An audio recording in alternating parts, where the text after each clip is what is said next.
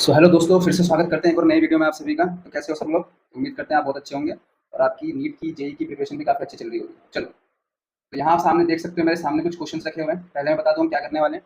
आज से मैं आपके लिए स्टार्ट कर रहा हूँ बायोलॉजी की नीट पीवाईक्यू सीरीज, ठीक है, जिसमें हम चैप्टर वाइज पीवाईक्यूज करने वाले हैं और चैप्टर में भी टॉपिक वाइज करने वाले हैं। जैसे कि मैंने आप फर्स्ट चैप्टर जो स्टार्ट किया है वो है सेल यूनिट ऑफ लाइफ, जो कि सबसे इंपॉर्टेंट चैप्टर है हमारा बायोलॉजी का, जहाँ से हमारी बायोलॉजी की शुरुआत होती है। मतलब अगर आपको बायोलॉजी पढ़ना है, सबसे पहले आपको यही चैप्टर पढ़ना चाहिए, सेल यूनिट ऑफ लाइफ, ठीक है। तो इस चैप्टर के हम नीट के पीवाईक्यूज देखने वाले हैं, वो भी टॉपिक वाइज। जी हाँ, टॉपिक वाइज देखने वाले हैं। तो जैसे कि सबसे पहले आप देखो, मेरे सामने है topic cell introduction and cell theory. मतलब सेल थ्योरी से रिलेटेड जिस तरह के भी क्वेश्चन अभी तक आ चुके हैं। अच्छा, ये बुक थोड़ी पुरानी है मेरे पास, तो इसमें 2018 तक के क्वेश्चन है, ठीक है। बट डोंट वरी, 18 से लेकर 24 तक के क्वेश्चन भी मैं इंक्लूड करूंगा दूसरी बुक से, या फिर हम प्रीवियस ईयर क्वेश्चन पेपर से कर लेंगे उनको। लेकिन उससे पहले जिस तरह के भी क्वेश्चन आ चुके हैं, हम पहले उनको देख लेते हैं। और हाँ, इस बुक में काफी पुराने क्वेश्चंस भी हैं, तो मैं उन्हीं क्वेश्चंस को करवाने वाला हूँ जो क्वेश्चन आपको एनसीईआरटी में मिल जाएंगे। मतलब एनसीईआरटी से रिलेटेड क्वेश्चन ही मैं आपको करवाऊंगा, ठीक है। मतलब जो डाटा आपको एनसीईआरटी में दिया हुआ है, तो एनसीईआरटी के अकॉर्डिंग हम वो सारे क्वेश्चन करेंगे। आपको इससे आइडिया हो जाएगा कि किसी भी टॉपिक से किस तरह के क्वेश्चन आते हैं। तो ये जो वीडियोस होने वाले हैं, मतलब समझ लो आप, बहुत ही इंपॉर्टेंट है आपके लिए, क्योंकि इसमें मैं आपको टॉपिक वाइज क्वेश्चन दिखा रहा हूँ दोस्तों, वो भी कि किस तरह के क्वेश्चन फॉर्म होते हैं। चलो, अब ज़्यादा बात ना करते हुए मैं सीधा वीडियो स्टार्ट करता हूँ और हम देखते हैं कि सेल थ्योरी से रिलेटेड किस किस तरह के क्वेश्चन आए हुए हैं अभी तक। चलिए, जैसे कि सामने देखो यार, first question, question number 1, who proposed cell theory. तो सबसे पहला क्वेश्चन तो ये बनता है कि सेल थ्योरी किसने प्रपोज करी थी। प्रॉपर एनसीईआरटी का डाटा है, ठीक है। ऐसा क्वेश्चन आ सकता है, बिल्कुल साइंटिस्ट के नेम आते हैं और आपको ध्यान रखना है। तो इसका आंसर सबको पता ही होगा। वैसे वैसे आपने ये 10th क्लास में या 8th क्लास में पढ़ा होगा, चिल्ड्रन और स्वान। हाँ, चिल्ड्रन और स्वान ने सेल थ्योरी प्रपोज की थी। इसका आंसर हो जाएगा ए, ऑप्शन ए। चिल्ड्रन जो कि बॉटनिस्ट थे और स्वान जो कि जूलॉजिस्ट थे, इन्होंने सेल थ्योरी प्रपोज करी थी, ठीक है। दूसरा क्वेश्चन देखो, क्वेश्चन नंबर 2। क्वेश्चन है, which of the following is exception of cell theory. अब ये थोड़ा अच्छा क्वेश्चन है, ठीक है। क्वेश्चन में लिखा है कि सेल थ्योरी का एक्सेप्शन क्या था। देखो, चार ऑप्शन दे रखे हैं। Option A bacteria, option B fungi, option C lichen या ऑप्शन डी वायरस। पहले मैं आपको इसका आंसर बता देता हूँ, फिर मैं आपको इसका एक्सप्लेन करूंगा। तो इसका जो राइट आंसर है वो है डी, वायरस। वायरस जो थे वो सेल थ्योरी के ऊपर एक एक्सेप्शन थे, ठीक है। अब जिसको भी सेल थ्योरी ने पढ़ी है उसको पता है सेल थ्योरी में क्या लिखा हुआ है, मतलब सेल थ्योरी क्या बोलती है आपको। तो शिल्डन और स्वान ने कहा था कि जो सेल होती है, सेल जो है लिविंग यूनिट ऑफ लाइफ है, मतलब लिविंग स्ट्रक्चर है। अच्छा, यहाँ पे मैं आपको एक इंपॉर्टेंट लाइन बता दूं, इसको आप कॉपी में नोट कर लेना। लाइन ये है कि उन्होंने बोला था, any structure which is less than a complete cell is not living. हाँ, ये लाइन लिख लो, any structure which is less than a complete cell is not living, ठीक है। तो ऐसा कोई भी स्ट्रक्चर जो किसी सेल के स्ट्रक्चर से कम है, वो लिविंग कंसिडर नहीं कर सकते उसको, ठीक है। जैसे कि प्रोटीन्स हो गए, या फिर एक सिंगल माइटोकॉन्ड्रिया हो गया जो कि कंप्लीट सेल नहीं है, ठीक है। इनको हम लिविंग कंसिडर नहीं कर सकते। तो इसमें, तो इस हिसाब से ऐसा कोई भी स्ट्रक्चर जो सेल से छोटा है, जो सेल की तरह नहीं है, और अगर वो लिविंग की तरफ दिखाए अपने आप को, तो वो एक एक्सेप्शन हो जाएगा, ठीक है। जैसे कि यहाँ वायरस होते हैं, वायरस। अब आपको पता होगा वायरस क्या होते हैं। वायरस होते हैं आरएनए या डीएनए, डीएनए के मॉलिक्यूल्स होते हैं जिनमें सिंपली प्रोटीन का कोड होता है। तो ये कंप्लीट सेल का स्ट्रक्चर तो नहीं है बिल्कुल भी, ठीक है, लेकिन ये लिविंग की प्रॉपर्टी शो कर सकते हैं। एक बार कोई वायरस किसी लिविंग सेल में चले गया तो वो अपने आप को रेप्लिकेट कर सकता है, जो कि एक लिविंग की प्रॉपर्टी है। इसलिए वायरस जो है यहाँ पे सेल थ्योरी का एक एक्सेप्शन निकल के सामने आता है। चलो, तो मैंने आपको ये समझाया कि वायरस क्यों होते हैं सेल थ्योरी का एक्सेप्शन। अब हम बात करें तीसरे क्वेश्चन की, क्वेश्चन नंबर 3 देखो, difference between prokaryotic and eukaryotic cell in having. अच्छा, तो प्रोकैरियोटिक और यूकैरियोटिक के बीच में क्या डिफरेंस है। पहला डिफरेंस तो ये है कि प्रोकैरियोटिक में जो हमारा जेनेटिक मटेरियल डीएनए होता है, वो कैसा होता है, वो होता है आपका डिस्टॉर्टेड, मतलब बिखरा हुआ होता है, ठीक है। किसी मेम्ब्रेन के अंदर एंक्लोज नहीं होता। और यूकैरियोटिक सेल के अंदर जो हमारा डीएनए है, डीएनए वो एक एक मेम्ब्रेन के अंदर एंक्लोज होता है, न्यूक्लियर मेम्ब्रेन के अंदर। फिर हम उसको बोलते हैं कि वो एक न्यूक्लियस फॉर्म हो रहा है, वहाँ पे एक न्यूक्लियस है, ठीक है। पहला बेसिक डिफरेंस तो ये होता है। दूसरा डिफरेंस क्या होता है, दूसरा डिफरेंस होता है कि यूकैरियोटिक सेल के अंदर हमारे पास कुछ मेम्ब्रेनियस ऑर्गेनेल्स प्रेजेंट होते हैं। तो ये दो बेसिक डिफरेंस होते हैं। आइए देखिए इसमें क्या लिखा हुआ है। तो पहले लिखा है सेल वॉल, नहीं, सेल वॉल प्रोकैरियोटिक में भी होती है और यूकैरियोटिक में भी हो सकती है। न्यूक्लियर मेम्ब्रेन, हाँ, न्यूक्लियर मेम्ब्रेन, ये न्यूक्लियर मेम्ब्रेन कहाँ देखने को मिलेगी आपको, न्यूक्लियस में। और न्यूक्लियस कहाँ होता है, यूकैरियोटिक सेल में, प्रोकैरियोटिक में नहीं होता। तो इसका आंसर भी हो जाएगा। और फोर्थ क्वेश्चन देखते हैं, intracellular compartments are not found in cells of. तो ये पूछा हुआ हमसे कि किस सेल में आपको इंट्रासेलुलर कंपार्टमेंट्स नहीं देखने को मिलेंगे। Lower plants, prokaryotes, higher plants, eukaryotes. तो इसका राइट जो आंसर है वो है प्रोकैरियोट्स। हाँ, प्रोकैरियोट्स में इंट्रासेलुलर कंपार्टमेंट्स नहीं होते। अब मैं आपको समझा दूं कि इंट्रासेलुलर कंपार्टमेंट आखिर होता क्या है। देखो, सेल के अंदर होता है साइटोप्लाज्म, ठीक है। अब जो प्रोकैरियोटिक सेल होती है उसके अंदर साइटोप्लाज्म में डीएनए जो है बिखरा हुआ है, मतलब नेकेड डीएनए। उसके अलावा हमारे पास एक राइबोसोम और एक्स्ट्रा होते हैं जो कि विदाउट मेम्ब्रेन होते हैं, ठीक है। अब यहाँ पे जो यूकैरियोटिक सेल है, यूकैरियोटिक सेल के अंदर जो साइटोप्लाज्म है, वहाँ पे आपको मेम्ब्रेन बाउंड ऑर्गेनल देखने को मिलेंगे। तो वहाँ पे कंपार्टमेंटलाइजेशन हो रखा है कि साइटोप्लाज्म के अंदर फर्दर एक स्ट्रक्चर है जहाँ पे कुछ ऑर्गेनल्स प्रेजेंट है जिनके ऊपर फर्दर एक मेम्ब्रेन है। तो मेम्ब्रेनियस ऑर्गेनल्स होने की वजह से कंपार्टमेंटलाइजेशन हो गया है, ठीक है। इसमें यूकैरियोटिक सेल है। तो यूकैरियोटिक सेल में आपको इंट्रासेलुलर कंपार्टमेंट देखने को मिलेंगे due to membrane bound cell organelles. और प्रोकैरियोटिक सेल में इंट्रासेलुलर कंपार्टमेंटलाइजेशन नहीं है, तो इसलिए इसका राइट आंसर प्रोकैरियोटिक सेल हो जाएगा। ओके, चलो अब नेक्स्ट क्वेश्चन देखते हैं। तो 4 क्वेश्चन हम देख चुके हैं। चलो क्वेश्चन नंबर 5 देखते हैं। How many types of cells are known. अब इस क्वेश्चन में लिखा हुआ है कि टोटल कितने टाइप की जो सेल्स होती है वो 9। हाँ, तो जो ये क्वेश्चन है ये काफी अच्छा क्वेश्चन है, लेकिन ये थोड़ा पुराना क्वेश्चन है। देखो क्वेश्चन क्या है, how many types of cells are known. ठीक है, तो इसमें पूछा कितने टाइप्स की सेल्स हमको पता है, तो इसका जो राइट आंसर है वो है 3।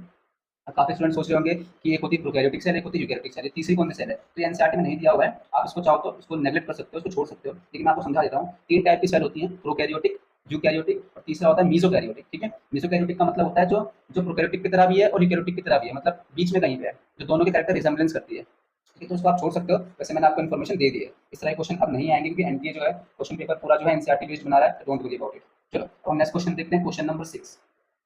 The division of plant kingdom into prokaryota and eukaryota is based on the characters of। अब ये भी काफी पुराना क्वेश्चन है, 95 98 का क्वेश्चन है, बहुत ही पुराना क्वेश्चन है, इसको भी आप छोड़ सकते हो। फिर भी इसका मैं आंसर आपको बता देता हूँ।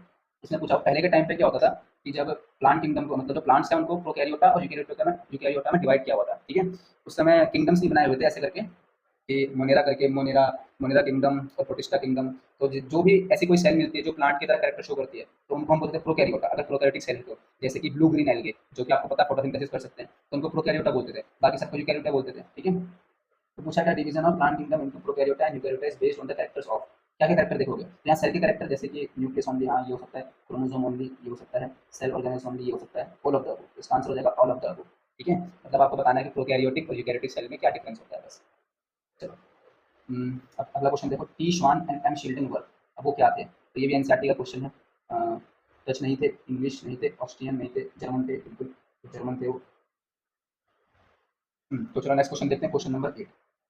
Who proposed the theory that cell arise only from pre existing cell. अब ये काफी इंपॉर्टेंट क्वेश्चन है, इसको इंपॉर्टेंट मार्क कर लो, क्योंकि ये पीछे पहले भी आ चुका है क्वेश्चन। ठीक है, कि जो थ्योरी आपको थी कि सेलुलर, सॉरी, जो थ्योरी थी आपको कि जो सेल्स अराइज होती हैं वो प्री एग्जिस्टिंग सेल से अराइज होती हैं, ये किसने दी थी, ये थी रुडोल्फ ब्रिको ने। तो ये काफी इंपॉर्टेंट क्वेश्चन है, क्योंकि हाल ही में रिपीट भी हुआ है क्वेश्चन, ये काफी रिपीट हुआ क्वेश्चन है, तो इसको आप जरूर से ध्यान रखना।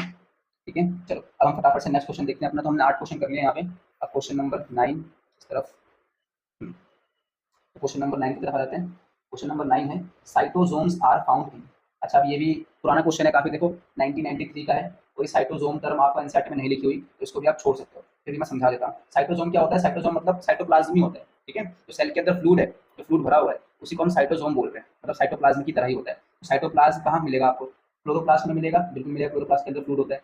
क्लोरोप्लास्ट के बाहर फ्लूइड होता है, बिल्कुल मिलेगा। बैक्टीरिया में मिलेगा, बिल्कुल मिलेगा। माइटोकॉन्ड्रिया में बिल्कुल मिलेगा। तो इसका आंसर हो जाएगा ऑल ऑफ दिस। और इसको चाहो तो आप छोड़ सकते हो। ठीक है, डोंट वरी अबाउट इट, तो इसको आप एकदम छोड़ सकते हैं, क्योंकि ये टर्म हमको एनसीईआरटी में नहीं दे रखी है। चलो क्वेश्चन नंबर 10 देख लेते हैं। Which of the following is seen only in prokaryotic cell. तो हमसे पूछा है कि इनमें से कौन सा ऑप्शन जो है सिर्फ प्रोकैरियोटिक सेल में ही दिखाई देता है। तो option A dictyosome, option B ribosome, mesosome, endoplasmic reticulum, DNA. तो इसका राइट आंसर है सी, मेसोसोम। मेसोसोम जो होते हैं केवल प्रोकैरियोटिक सेल में ही दिखते हैं। अब आप बताओ कि मेसोसोम होते क्या है। अभी काफी इंपॉर्टेंट क्वेश्चन है, मेसोसोम पता होना चाहिए आपको क्या होता है।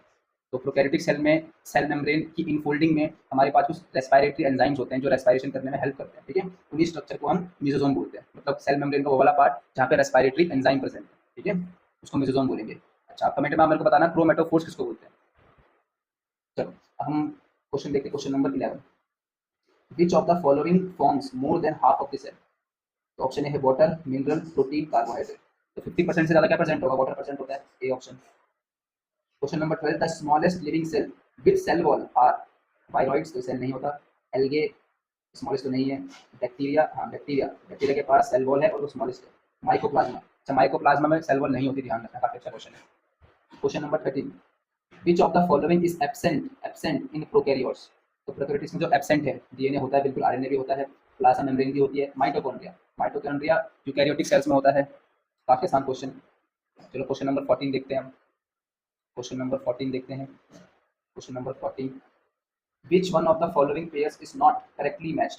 तो इनमें से कौन सा पेयर करेक्टली मैच नहीं है। ऑप्शन ए क्रिस्टी, क्रिस्टी कहाँ होती है, क्रिस्टी होती है माइटोकॉन्ड्रिया की इनर फोल्डिंग, तो यही है। The shells formed by the folding of the inner membrane of the mitochondria, बिल्कुल सही, ये तो एकदम करेक्टली मैच्ड है। प्लाज्मोडेस्माटा, प्लाज्मोडेस्माटा क्या होता है, तो आपको पता होगा प्लांट सेल में एक सेल से दूसरी सेल में कम्युनिकेट करने के लिए छोटे छोटे पोर्स होते हैं, जिन पोर्स के थ्रू फाइन थ्रेड्स पास होते हैं सेल टू सेल, तो उन पोर्स को हम प्लाज्मोडेस्माटा बोलते हैं। ठीक है, अब यहाँ पे लिखा है the membrane surrounding the vacuole in plants, तो ये इसका राइट ऑप्शन रहेगा, इनकरेक्टली मैच्ड है। प्लाज्मोडेस्माटा इनकरेक्टली मैच्ड है यहाँ पे, ठीक है। यहीं पे सॉल्व हो गया, आगे का भी पढ़ सकते हो आप। ग्रेना, ग्रेना क्या होते हैं? ग्रेना जो है क्लोरोप्लास्ट के अंदर कॉइन लाइक स्ट्रक्चर होते हैं, जिसमें कि आपको ग्रेना की मेम्ब्रेन पे कॉइन लाइक स्ट्रक्चर जब एक साथ कंपाइल्ड होते हैं तो उसको हम ग्रेना बोलते हैं, ठीक है। चलो, हाँ, तो बंच ऑफ थाइलाकोइड भी बोल सकते हो आप। ग्रेना को आप बोल सकते हो बंच ऑफ थाइलाकोइड्स, ठीक है। क्लोरोप्लास्ट के अंदर थाइलाकोइड्स होते हैं और एक के ऊपर एक थाइलाकोइड्स रखे होंगे बहुत सारे, तो उसको ग्रेना बोलोगे, ठीक है। देखो लिखा हुआ है membrane bound disc in chloroplast that contains chlorophylls and carotenoids, ठीक है। अब बारी आती है क्वेश्चन नंबर 15 की। The branch which deals with the study of cell structure and function is known as, तो साइटोलॉजी बोलते हैं इसको, ठीक है। तो बायोलॉजी की वो ब्रांच जिसमें हम सेल के स्ट्रक्चर और फंक्शन को स्टडी करते हैं उसको साइटोलॉजी बोलते हैं, साइटोलॉजी, जो कि मेरा फेवरेट सब्जेक्ट है। Question number 16, Children proposed that cell is structural and functional unit of life. इस आइडिया वाज है, तो उसका आइडिया एक हाइपोथेसिस था, ठीक है। एक हाइपोथेसिस था उसका आइडिया, तो इसका जो राइट ऑप्शन है वो सी है, सी हाइपोथेसिस। चलो क्वेश्चन नंबर 17, 17 को देखो। The cell organelle are found in, तो सेल ऑर्गेनेल यूकेरियोटिक सेल में मिलते हैं, इतना आसान क्वेश्चन 1996 में आया था। D eukaryotic cells. Question number 18, the size of most of the cell is best expressed in, तो शायद इसका माइक्रोमीटर होना चाहिए। ज़्यादातर सेल जो है माइक्रोमीटर में ही एक्सप्रेस्ड होती है, ठीक है। आपने बैक्टीरिया का भी देखा होगा, ज़्यादातर बैक्टीरिया माइक्रोमीटर में ही उनका साइज एक्सप्रेस्ड होता है, ठीक है। 19 question, the word prokaryote means a cell with many nucleus, बिल्कुल गलत। विथ वन न्यूक्लियस, बिल्कुल गलत, न्यूक्लियस होता ही नहीं है भाई, न्यूक्लियस का नाम ही नहीं लेना है। विथ डिफ्यूज्ड न्यूक्लियस, हाँ इसको बोल सकते हो आप, डिफ्यूज्ड न्यूक्लियस। डिफ्यूज्ड न्यूक्लियस का मतलब यहाँ पे बिखरा हुआ न्यूक्लियस, मतलब डीएनए बिखरा हुआ है, ठीक है, फैला हुआ है, हर जगह फैला हुआ है, किसी मेम्ब्रेन में एंक्लोज्ड नहीं है, तो डिफ्यूज्ड न्यूक्लियस हो जाएगा इसका। विदाउट क्लोरोप्लास्ट नहीं। तो हमने यहाँ 19 क्वेश्चन कर लिए हैं, अब देख लेते हैं कुछ और क्वेश्चन प्रेजेंट है तो उनको भी देख लेते हैं फटाफट से। हाँ और भी क्वेश्चन इसमें है, मैंने चाहा कि वीडियो ज़्यादा लंबा हो जाए क्योंकि ज़्यादा बड़ी वीडियो को अपलोड करने में बहुत दिक्कत होती है, मेरे फ़ोन में स्पेस भी काफ़ी कम है। चलो 16 मिनट का वीडियो हो चुका है। क्वेश्चन नंबर 20 देख लेते हैं फटाफट से। Robert Hooke used term cell in the year, तो 1665 में आई थी सेल थ्योरी, सॉरी 1665 में उसने सेल डिस्कवर की, 1665 होगा इसका आंसर। Which of the following is not a cell organelle, not a cell organelle, तो माइटोकॉन्ड्रिया होता है, गोल्जी होता है, राइबोसोम भी होता है, माइक्रोसोम, ये हो जाएगा इसका राइट आंसर। तो जिनको नहीं पता माइक्रोसोम क्या होता है मैं बता देता हूँ फटाफट से। माइक्रोसोम एक्चुअली वेसिकल्स होते हैं, ठीक है, स्मॉल वेसिकल्स होते हैं जो कि सेल मेम्ब्रेन से फॉर्म होते हैं, तो जितना ध्यान रखो भी माइक्रोसोम जो है स्मॉल वेसिकल है जो सेल मेम्ब्रेन से ही फॉर्म होते हैं। चलो question number 22, which one is the largest unicellular organism, largest unicellular organism बताना हमें ऑप्शन में से, planaria, volvox, blue green algae, yeast, acetabularia. इसका राइट आंसर एसिटाबुलेरिया है। एसिटाबुलेरिया जो है वो लार्जेस्ट सेल होती है प्लांट किंगडम की। ये ब्लू एक ग्रीन एल्गे है एक्चुअली में, एक एल्गे सिंगल सेलुलर एल्गे है जो लार्जेस्ट सेल होती है, ठीक है। Question number 23, smallest non cell is, इनमें से हमको बताना है स्मॉलेस्ट नॉन सेल कौन सी है। एसिटाबुलेरिया नहीं, नॉस्टॉक नहीं, क्लेमाइडोमोनास, प्लूरियो नोमिना लाइक ऑर्गेनिज्म, पीपीएल, हाँ ये हो जाएगा यहाँ पे, पीपीएल उसका आंसर। क्वेश्चन नंबर 24, अच्छा स्क्रीन देख लेता हूँ, दिख रहा है कि हाँ दिख रहा है। The cell theory states that, तो सेल थ्योरी क्या बोलती है हमसे, ऑल सेल्स हैव न्यूक्लियस, बिल्कुल गलत। ऑल सेल्स आर टोटिपोटेंट, बिल्कुल गलत। टोटिपोटेंसी क्या होती है ये आपको इस क्लास में पढ़ोगे। सेल्स रिप्रोड्यूस बाय माइटोसिस, तो ये सिर्फ बैक्टीरिया के लिए है, बाकी सेल्स के लिए नहीं है, गलत। Cells are basic structural units of living beings, ये हो जाएगा इसका right option D.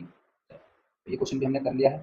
Question number 25, the main difference between plant and animal cell is, तो मेन डिफरेंस बताना प्लांट और एनिमल सेल के बीच में, तो सेल वॉल का डिफरेंस होता है, ठीक है, और कोई डिफरेंस नहीं होता है। हाँ एक सेंट्रल वैक्यूल भी प्रेजेंट होता है प्लांट सेल के अंदर, तो ऑप्शन है animal cells lack cell wall, तो ये हो जाएगा इसका राइट आंसर, ठीक है। चलो क्वेश्चन नंबर 26, तो 26 देख लेते हैं फटाफट। क्वेश्चन नंबर 26 दिख रहा है स्क्रीन में, हाँ दिख रहा है। Match the following and choose the correct combination. Robert Hooke ने क्या दिया था आपको, ओरिजिन ऑफ स्पीशीज दिया था, नहीं ओरिजिन ऑफ स्पीशीज में माइक्रोग्राफिया, हाँ माइक्रोग्राफिया बुक थी जो रॉबर्ट हुक ने लिखी थी, तो ए का हो जाएगा यहाँ 4, सही मैच किया हुआ मैंने पहले से ही, ठीक है। अब इसमें कुछ साइंटिस्ट के नाम ऐसे भी हैं तो यहाँ पे आपको दिख रहा होगा कि इवोल्यूशन से रिलेटेड है, तो इस क्वेश्चन को आप अभी क्या छोड़ सकते हो, ठीक है, क्योंकि आपको पता नहीं चार्ल्स डार्विन ने कौन सी थ्योरी दी थी, ह्यूगो डी ब्राइस ने कौन सी थ्योरी दी थी, लुईस पाश्चर ने कौन सी थ्योरी दी थी, मतलब कौन सा एक्सपेरिमेंट किया था, लिखा है स्वान नेक फ्लास्क एक्सपेरिमेंट, ये एक्सपेरिमेंट लुईस पाश्चर ने किया था, ठीक है, इवोल्यूशन में पढ़ोगे इसको।